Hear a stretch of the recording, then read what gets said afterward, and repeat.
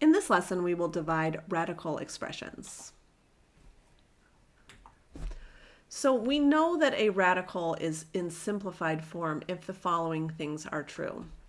First of all, the radicand, which of course is the stuff on the inside, has no factor raised to a power greater than or equal to the index.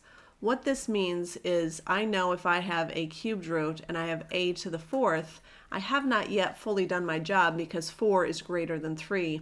And I could rewrite that by taking an a to the outside, and that would of course leave just one a left on the inside since 4 divided by 3 is 1 with 1 left over.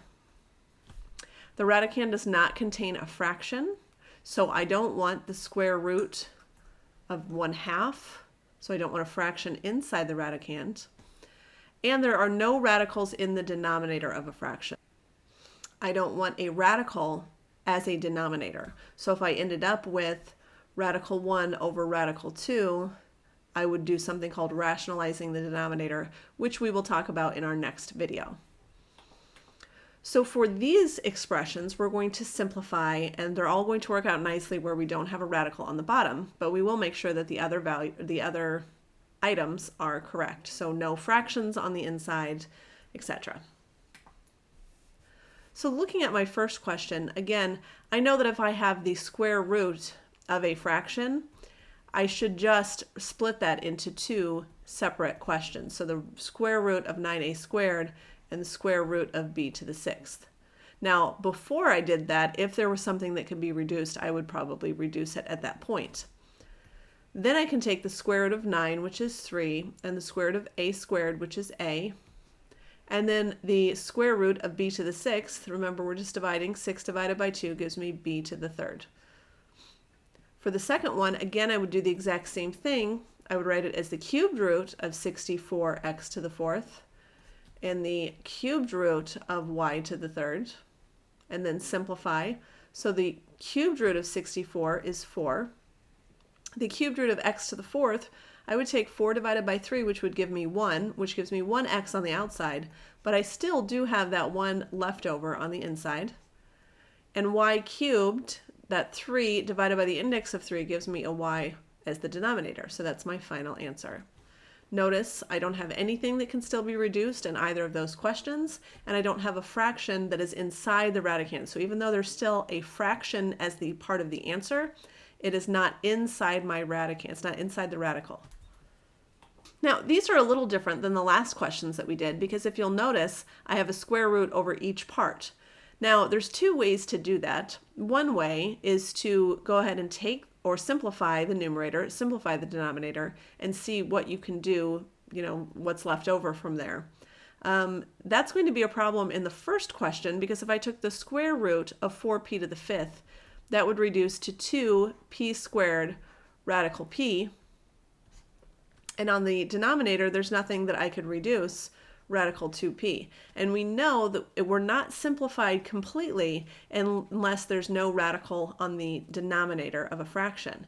Now, we haven't learned how to do that yet, so we're not going to do it this way. So instead, think of it as a fraction inside the radicals together. So just like what we did on the last question, we're doing the opposite. So I am now going to put it all together under one radical and reduce first. So 4 divided by 2 would give me 2. 5 divided by p to the 5th, p to the 1st, 5 minus 1 is 4, p to the 4. And so now I'm taking the square root of 2p to the 4th.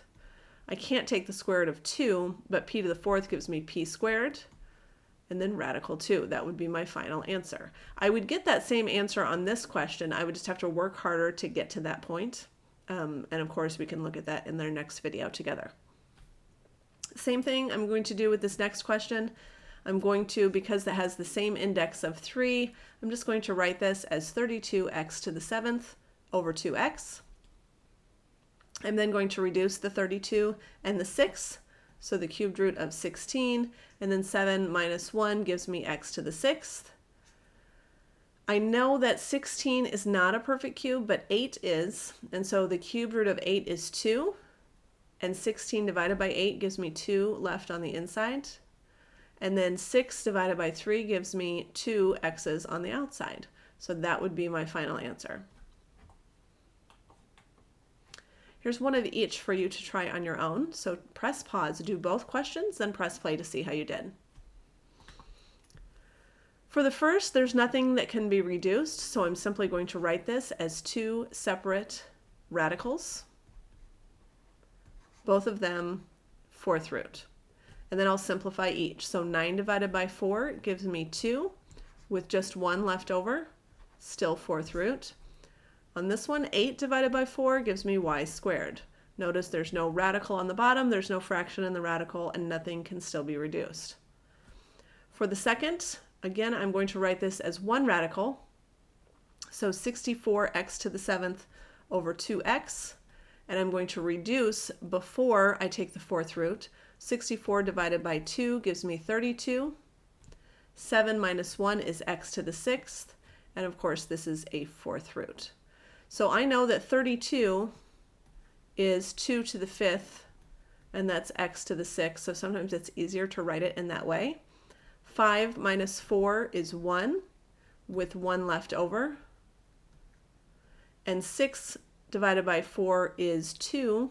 I'm sorry, 1. I was thinking what's left over. 1 with 2 left over.